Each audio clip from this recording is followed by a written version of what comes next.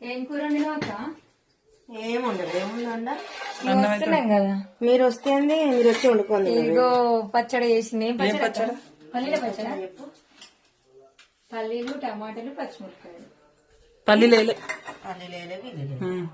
నాకు పల్లీలు అంటే ఇష్టం అక్క. చింతపండు వేసినావా? పప్పుచారు. నిన్నటి పప్పుచారు. పప్పుచారు అయితే బాగుంది. పల్లీలు ఉండగా అక్క బాగుంటది. టమాటా పచ్చిమిరపకాయలు ఇట్లా వేయలే.